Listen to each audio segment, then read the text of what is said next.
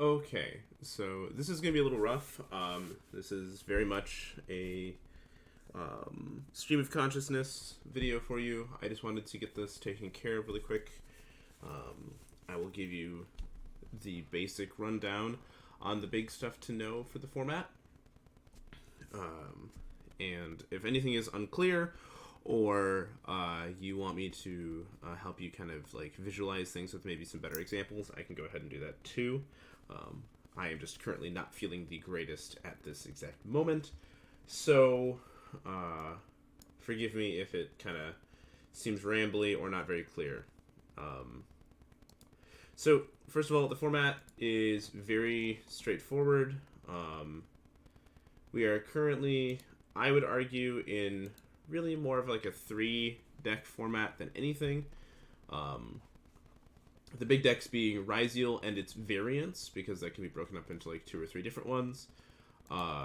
Malice and its variants. So anytime you hear me say Ryziel, just know it's like Ryziel and its variants unless I specify.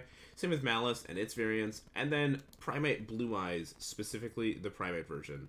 The budget versions are like playable, but they are, for the sake of this conversation, just not really worth noting. As we can see here at YCS Sydney, Ryziel and its variants was by far the most popular deck, followed by Malice, and then Blue Eyes. If we go back to...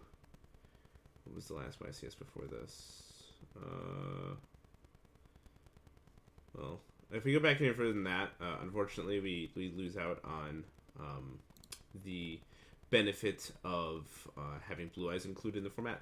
But this is a good example. This is obviously a breakdown to top 16, but it's times 3. Ryziel was the most popular with all of its variants in top 16, and then ended up winning. Mermail is worth noting as well. I just don't have Mermail deck. They haven't uploaded this yet, but Mermail, I'll do my best to kind of give you the rundown. I'm not the most familiar with it, so forgive me for that.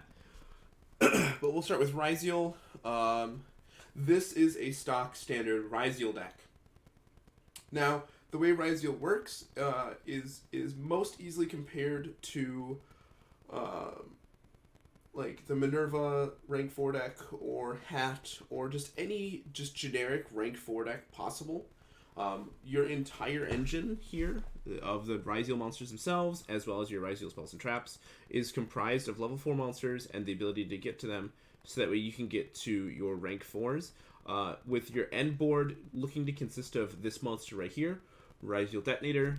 It's a rank 4, 3000 attack, 2500 defense, takes 2+ Ryziel monsters, and it's got 3 effects. The first one is that when your opponent activates a card or effect as a quick effect, and not once per turn or once per chain, you can detach material from this card, and then target one card in the field and a resolution destroy it. That's key because if your opponent was to activate something like, I don't know, let's say an effect failure, and then you chain this, and then they chain Imperm, you can chain this again, as long as you have materials, which is why that's so absurd, is because this is like Trident on steroids.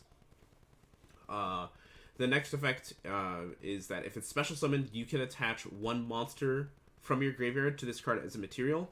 And that's important because it doesn't have to be a Ryziel, and it doesn't have to be a rank 4. But that's why cards like Mirror Logic Aggregator get so much extra agency in the format, is because Detonator allows you to actually reuse them without ever summoning them. But we'll get to that in a second. And then Detonator also has an effect where once per turn, if a Xyz monsters would be destroyed by battle or card effect, you can detach material from this card instead to protect. So that can protect everything at once. So that's one of the reasons why board breakers aren't necessarily the best against Ryziel. The other main piece of that you're trying to get to is Ryziel Duo Drive. Now this takes 2+ level 4 monsters, so it's generic. For each material it has, you gain 100 attack for each of your monsters, and your opponent's monsters each lose 100 attack for every material. And then if it's special summoned, it can attach a Ryziel monster. And then during your main phase, you can detach 2 materials from any monster or monsters you control, and add 2 Ryziel cards with different names from your deck to your hand. But we'll get back to all this in a second. The important thing to note about Duo Drive is that it detaches at resolution. So, just like Gigantic Sprite, it is actually vulnerable to Ghost Ogre and Snow Rabbit. So that's something to keep in mind, because that is actually one of the cards you want to focus on is Ghost Ogre and Snow Rabbit, Effect Failure, those kinds of hand traps. The main choke point, actually, for most pure Ryzeal decks is the Duo Drive, and I'll explain why as we get through everything. But just keep in mind that Duo Drive searches for everything. Detonator is your Trident.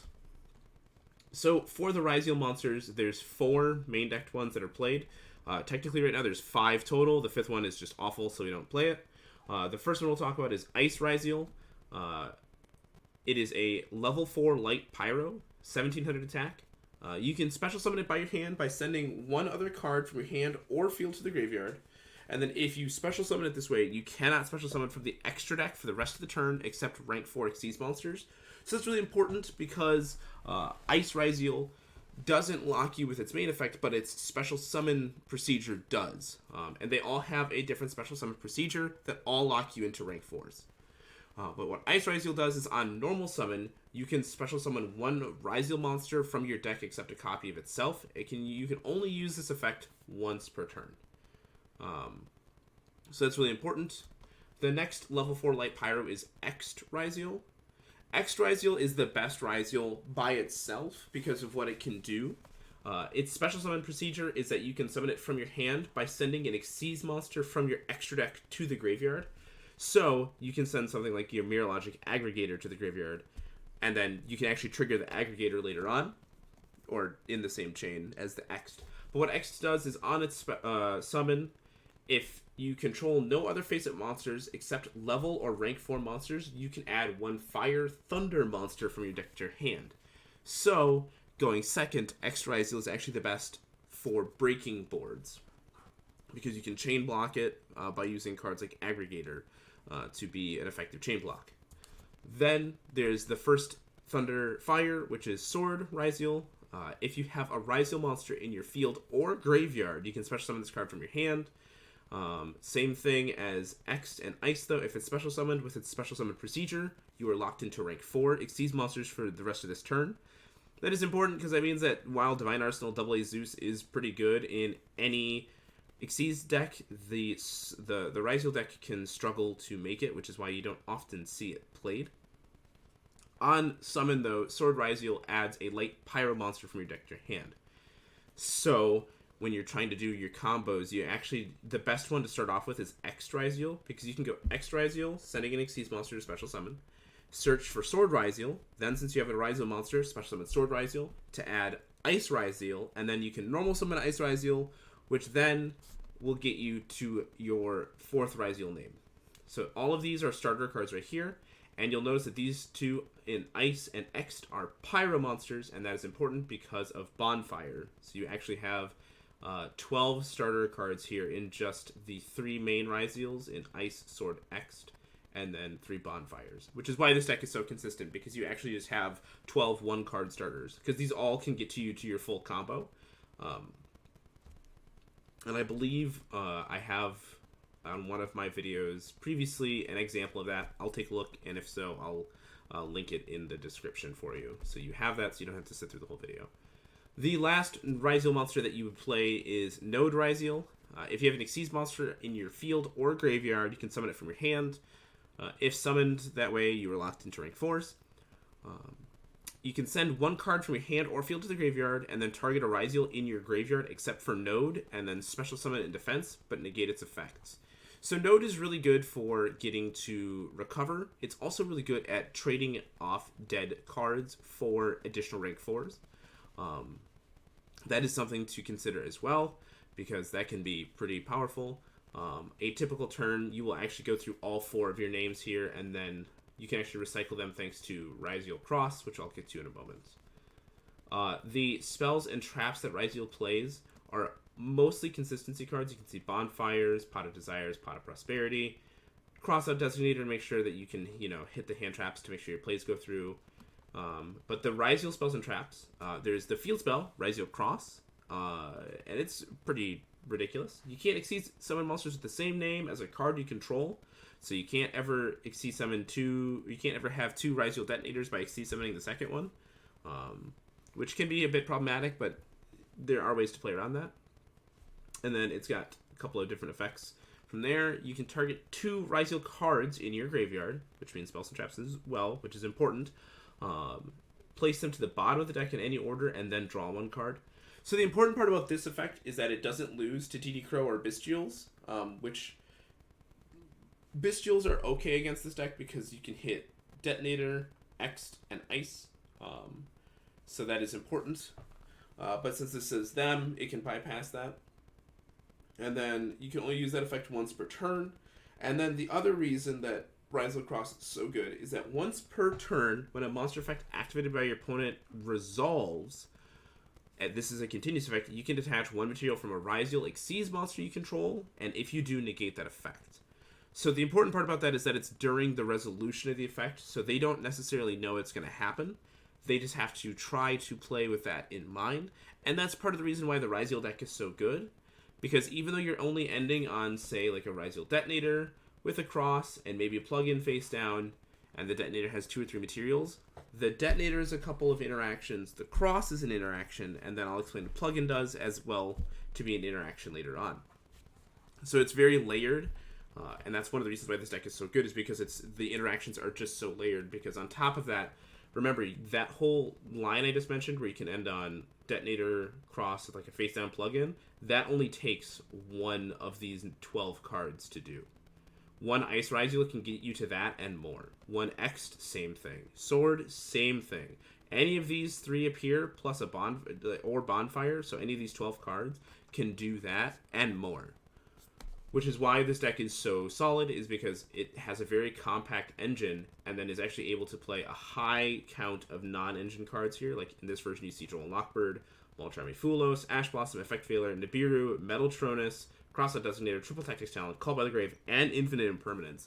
So in a lot of ways, it's like old Salamangreat, where your engine is very compact, and you're not doing too much, but then your ability to play beyond that, because it's so concise, is really high. The last Ryziel card to note is Ryziel Plugin. This is a quick play searchable monster reborn. You target 1 of your Xyz monsters or Ryziel monsters that is banished or in your graveyard, special summon it, and then you can attach 1 Ryziel card from your deck to 1 rank 4 Xyz monster you control. Also, you cannot declare attacks the rest of this turn except with rank 4 Xyz monsters. So this is important because even if your opponent has a Ryziel Duo Drive or Detonator out with no materials on it and a cross, if you know they have plug-in, that doesn't mean that your monster effects are safe, because remember that cross detaches at resolution. So let's say you burn through all of your opponent's Detonator effects, and then you go normal summon, I guess, Paul, in your case, Vanquish Soul Rosin. In this case, you go to activate the Rosin, and they go, okay, no response. Or they go chain, plug-in, attach a material, they special summon back their guy, attach material to their Detonator, and they go, on resolution, I will detach material, and I will negate the resolution of the Rosin's effect, stopping it from searching. That is one of the reasons why this deck is so good, is because it can do that. Or if you see that they're playing into Nibiru, and then you go to Nibiru, they can just chain plug-in, special summon another monster, attach material to one of their Ryziels, and then detach it and go from there. That's the main deck. It's very straightforward. Basically, it's just summon 2 level 4s, make Duo Drive if possible, and then make Detonator. Generally, though, Duo Drive will not resolve. It is at this point understood that in the average pure Ryziel combo, Duo Drive is the choke point. Because if you try to interact with the main deck Ryziels, like if you throw in an Ash Blossom at an Ice Ryziel and then an Effect Failure and an X Ryziel, well, then they overlay those 2, they make a Duo Drive, and then you're punished for that. So it a lot like Sprite, you're actually waiting for more of the end pieces and the mid pieces to interact with, rather than the main deck monsters. Going over the extra deck, we already went over Detonator and Duo Drive. Eclipse Twins is one of the cards that made this deck even better, and actually took pure Ryziel from being a solid option to arguably the best Ryziel variant post Supreme Darkness. So Eclipse Twins can be Xyz summoned using rank 4 monsters as materials. You can detach material, and then the Eclipse Twins can make up to 2 attacks on monsters during each battle phase this turn. That doesn't really matter. The main thing is its graveyard effect. and it's that if this card is sent to the graveyard, you can target 2 other rank 4 or lower Xyz monsters in your graveyard and special summon one of them, and attach the other to it as a material. So, one thing you can do is, let's say you go through your first turn, you're playing Ryziel, they burn through your field, and you go, they have a half field or whatever, and you go. You draw for turn, and you special summon X Ryziel by sending an Eclipse Twins. Then the Eclipse Twins will activate to return your Duo Drive and Detonator, one of them to the field, the other one to it as a material. So it actually is very easy to re-establish fields. And Eclipse Twins can do that even if it's detached from a Detonator or something like that in effect. So what can happen is, oftentimes you will see them send an Eclipse Twins with an X when they go first, because ultimately they're looking to get to Ryziel Detonator and put the Eclipse Twins under it with a dead Duo Drive in the graveyard. The idea being that you will eventually get to the point where the Detonator will die with the Eclipse Twins under it, and then you will activate Eclipse Twins targeting Duo Drive and Detonator, special summon the Detonator with the Duo Drive as material, and then Detonator, because it was special summoned, will then actually reattach the Eclipse Twins to it as a material, giving it 2 more destructions. And if you destroy if the Detonator dies on the next turn and still has the Twins, it can do it again. So that's one of the things that's really sticky about the deck, is that Detonator is very hard to permanently get rid of. Another card you will always see in any Ryziel extra deck, and most extra decks now actually because of Ultimate Slayer, is Mirrorlogic Aggregator. When it's sent to the graveyard, you can target a face-up card of the field and negate its effects. That's just really solid because, let's say you activate Ultimate Slayer targeting Detonator, then you can return the Detonator, negate its effects, and then use Aggregator to target the Cross. So that way, even if they have an ability to summon another rank 4 that turn, the Cross is turned off, so you can continue to use effects. Tornado Dragon is also very frequently used just as removal. Starliege Photon Blast Dragon is used because its ability to protect monsters with 2,000 or more attack. They cannot be targeted with card effects, and they cannot be destroyed by your opponent's card effects. So that prevents like Lightning Storm and Book of Moon, and Ultimate Slayer actually as well, because Ultimate Slayer targets. There is a combo that I can go over sometime for you where you actually summon Duo Drive, Photon, and Detonator. It's very rare that you'll see somebody be willing to do that, but that is an option.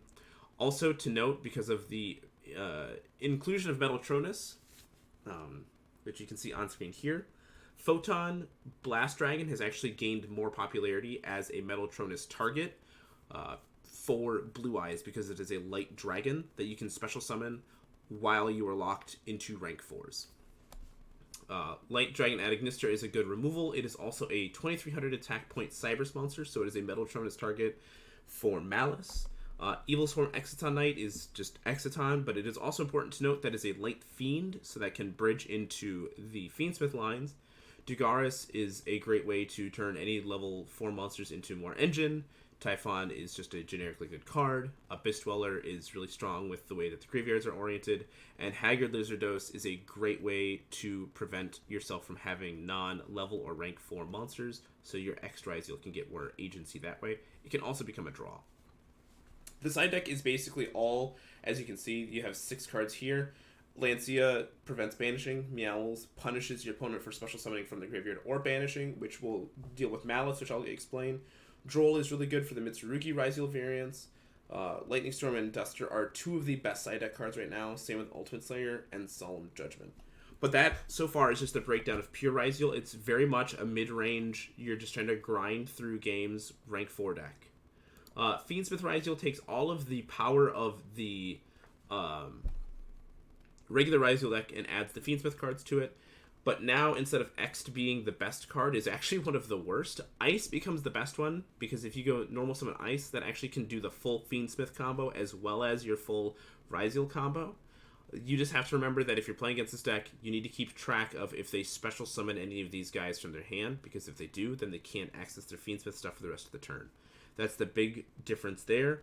The main way it works is you'll go Ice, grab X, X will grab Sword, and then you'll actually use these two to make Moon in the Closed Heaven, to go into Requiem, to go into Lacrima, to go into Engraver, and then you do the general Fiendsmith shenanigans from there.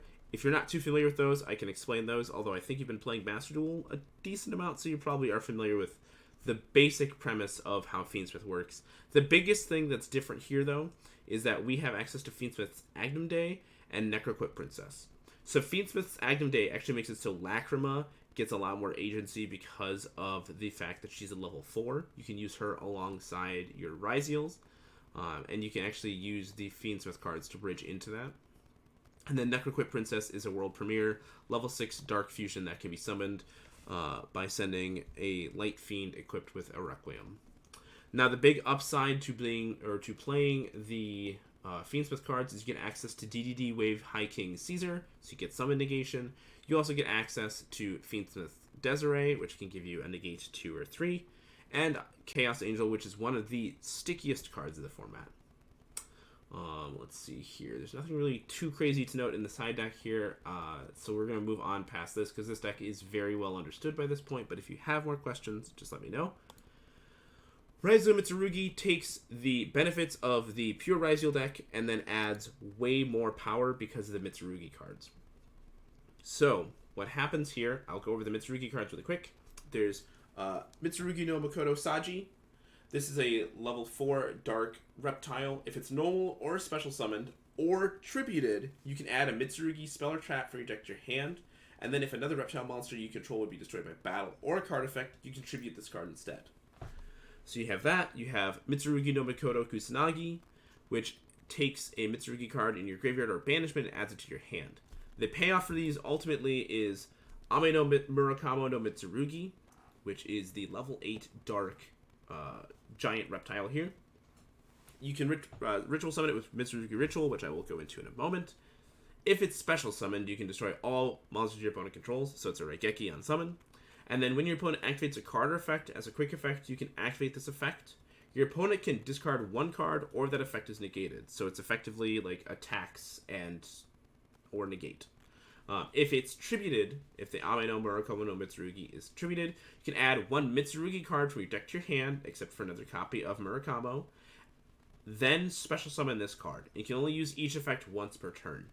So the big payoff being that you can summon this guy, negate an effect, and then tribute it for something, and if it gets tributed, it special summons itself back, searches for a card, and then board wipes them. If it can't summon itself back, the other way you can summon it is with Futsu no Mitama no Mitsurugi. Same summoning condition, except this guy says that when your opponent special summons a monster, except during the damage step, you can target a reptile monster, except for Futsu no Mitama no Mitsurugi, and special summon it. So you can always special summon back your Ame no Murakamo, which is going to then be a board wipe. And then it has the same effect as Ame no Murakamo, where if it is tributed, you can add a Mitsurugi card from your deck to your hand, except for another copy of Futsu, and then you can special summon this card. So they are really good at just getting consistency, and this small little extra 7 monsters here, Night Sword Serpent just being a throwaway reptile that you can send, and I'll get to in a moment, add a ton of power to your deck. So there's 2 Mitsurugi spells and traps in the main deck that are played, or 2 spells in the main deck that are played. There's Mitsurugi Ritual. This is a ritual spell with 2 different effects. You can only activate one of these effects at a time, but you can activate each once per turn. You can ritual summon a ritual monster from your deck by tributing rituals from your hand or field whose levels equal the level of the monster, or you can special summon a ritual monster from your hand by tributing up to 2 ritual monsters from your hand, deck, or field whose total levels equal the monster. So, let's say you wanted to summon from hand, you can add these guys to hand because remember they are reptiles, which means that they are searchable by King of the Feral Imps. And then you get this to hand, activate Ritual, and then you can actually tribute these from deck. So you can tribute Night Sword Serpent and Saji or Kusanagi, and then the Night Sword Serpent, when it's sent to the graveyard, special summons itself. But then it banishes when it leaves the field. But it is conveniently a level 4, and you are playing a rank 4 deck, so it will never be banishing itself in the vast majority of circumstances. The other Mitsurugi card you are playing in the main deck is Mitsurugi Prayers. This is a quick play spell. When you activate it, you can tribute 1 reptile in your hand or field, and then you can apply one of these effects, or if you tributed a monster in activation, you can apply both of these effects in sequence. You can add a Mitsurugi monster from your deck to your hand, and Or you can take 800 damage and then special summon a Mitsurugi monster from your hand or graveyard, but it cannot attack directly. So, let's say you tribute a monster. You can simply add Saji to hand and then special summon Saji. One of the really cool plays you can do, actually, is you can go Mitsurugi Prayers in the draw phase, tribute Saji, add Kusanagi, special summon the Kusanagi. Then what'll happen is on a new chain, the Saji will activate to search, and the Kusanagi will activate to add from graveyard or banishment, and you can actually add back either the Saji or the Prayers and chain block Ash Blossom, and then you also don't lose to Droll, because this deck is notorious for being weak into Droll and Lockbird, because you are playing the Ryziels, you're also playing the Mitsurugis, and you're playing King of the Feral Imps, which is a great card to bridge the Ryziels into the Mitsurugis. In this deck in particular, X-Ryziel really shines, because if you can special summon X-Ryziel and resolve its effect to search, by itself, it can actually get you to the full Ryziel combo of Cross, Detonator with, follow-up, as well as getting you into the Mitsurugi cards. And the way that would work, and I have that in a video as well, so I'll show you that, but I'll go over it really quick, is you special summon X, you search for Sword, you special summon Sword, you search for Ice, and then you overlay the X and the Sword into King of the Feral Imps. Then you use King of the Feral Imps to add Saji, normal summon Saji to add whichever spell you're missing. Then you actually overlay the King and the Saji into Eclipse Twins, because you can do that. And then you special summon the Ice by sending the Twins. And then that will trigger the Twins, because off the X you had sent another rank 4. You'll bring back the King of the Feral Imps and search for another monster, which will get you to the rituals, and then you just go off from there. It's very obnoxious. But because this deck is also doing all these kind of obnoxious, absurd things, it is one of the decks that can also play the Dogmatica package, which is why sometimes you'll see Nadir Servant played in this deck, because they can use Maximus very well, with Herald of the Arclight and Garura and things like that. It's not as common now, because people are playing so many hand traps that stop it, but that is an option as well, and I believe I discussed that in one of my videos also. I'll double check on that one. The side deck, again, is very straightforward. It's just a bunch of going second cards, but there is one going first card that is worth knowing, and that is Mitsurugi Great Purification. It's a normal trap that says that when your opponent activates a card or effect, you tribute one level 5 or higher reptile monster, so your Futsu no Miyatama no Mitsurugi, or your Ame no Murakamo no Mitsurugi, and then you negate that effect, and if you do, destroy that card, which then will then trigger these guys because they were tributed, so then you get to do all that stuff. You can banish this card from your graveyard, then target one reptile monster in your graveyard, special summon it, and if you do, you tribute one other monster you control. That's also a really cool effect that doesn't really often get used, but let's say in a follow-up turn, you normal summon Ice Ryziel and they go to effect failure it in a response to its effect. You can simply activate the graveyard effect of Mitsurugi Great Purification, banish it, special summon back one of these guys, and then tribute the Ice, and then dodge negation that way.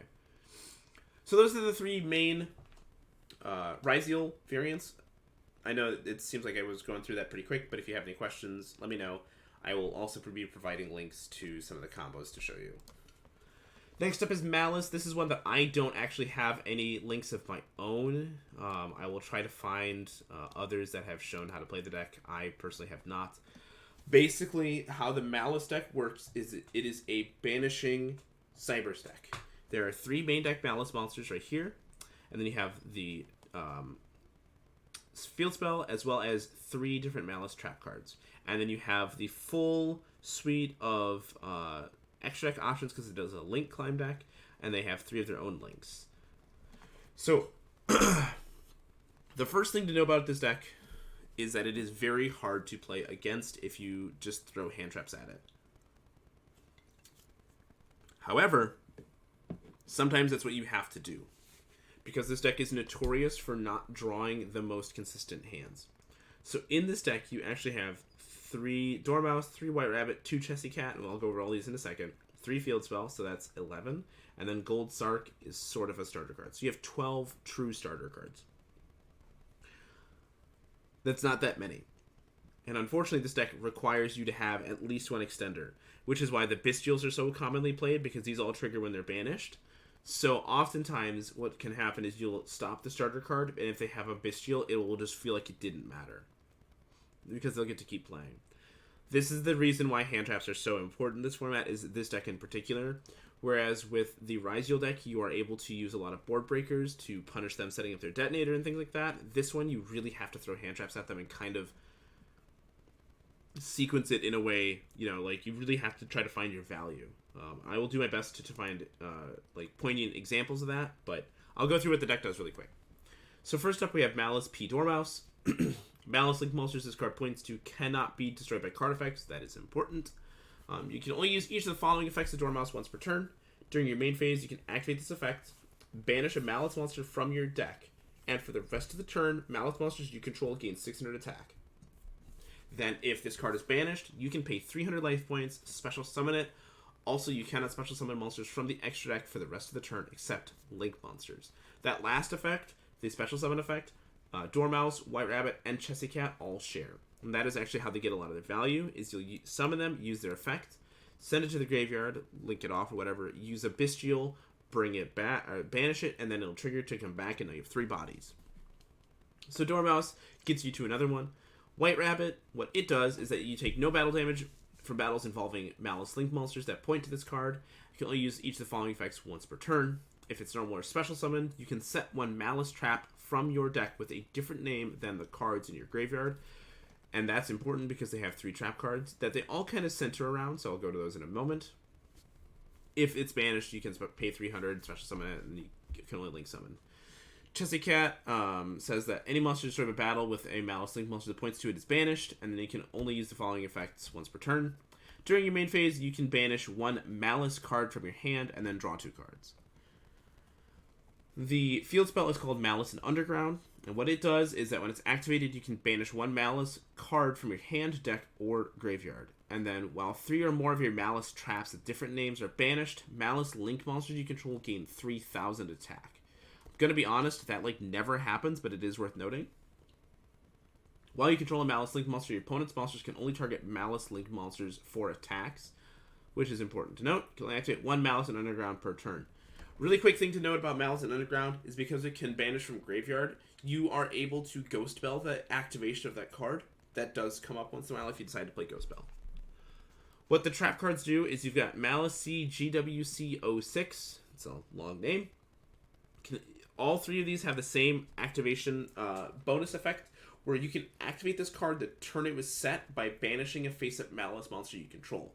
And this is actually why sometimes this deck feels impossible to play against, because oftentimes what will happen is a proficient Malice player will set a spell or trap face down and then normal summon their Malice monster.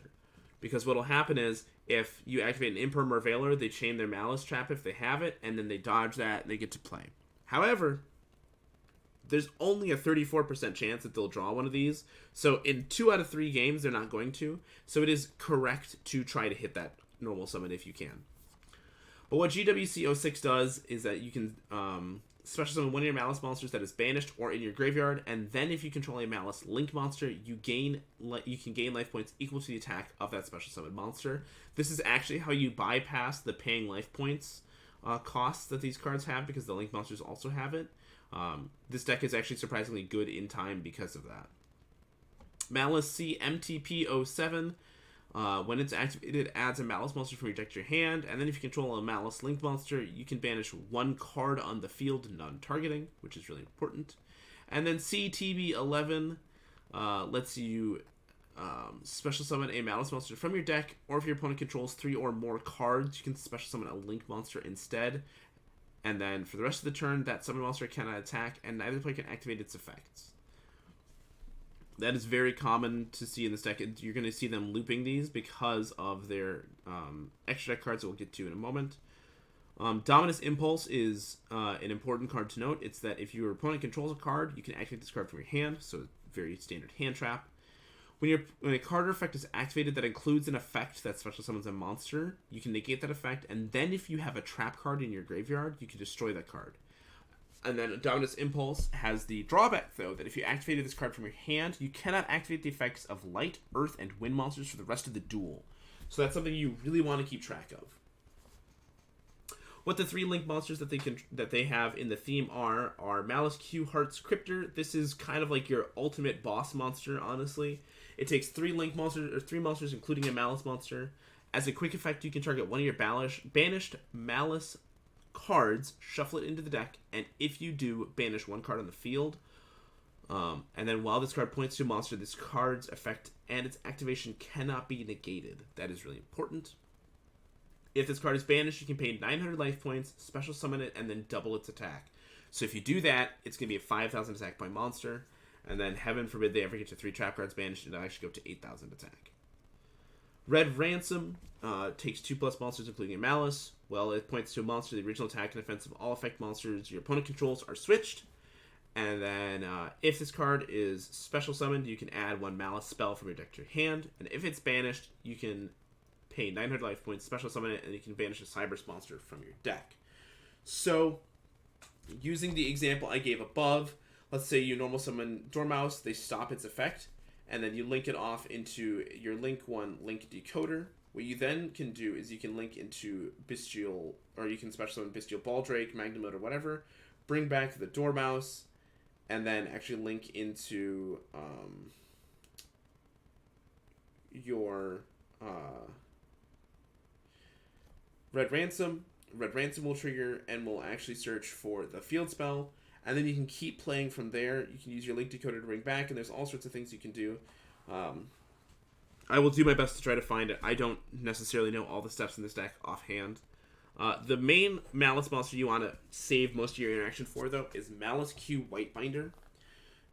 Same summoning condition, 2+ monsters, including a Malice monster. This is actually one of the reasons, this card is the reason Metaltronus is good against the deck with Light Dragon Knight Ignister, because it's a 2,300 attack point Cybers. If it's special summoned, you can target up to 3 cards in any graveyard, banish them. So it can trigger all of your little Malice monsters up there. During your main phase, you can set 1 Malice trap from your deck or graveyard, and then if it's banished, you can pay 900 life points, special summon it, then you can draw 1 card. That effect is one that they love to use, obviously very aggressively to get more resources.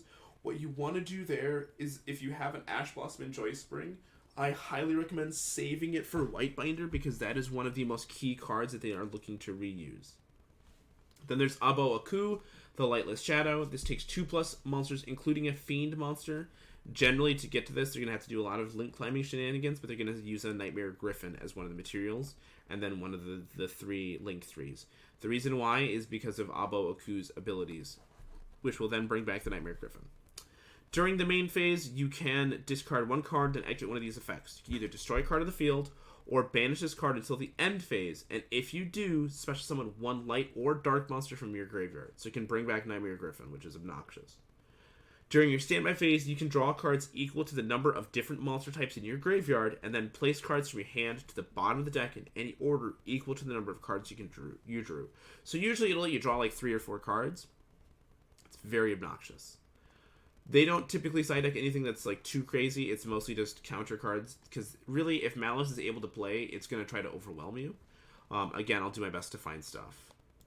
The third big deck of the room is Primate Blue Eyes. This is the deck that I have been playing, or I will be playing for my Back to Basics series.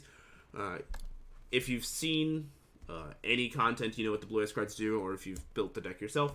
So I'm not going to go over the Blue Eyes cards themselves. The Primate cards really just add more consistency. The main thing to note is that Primate Drill Beam is a recurring negation.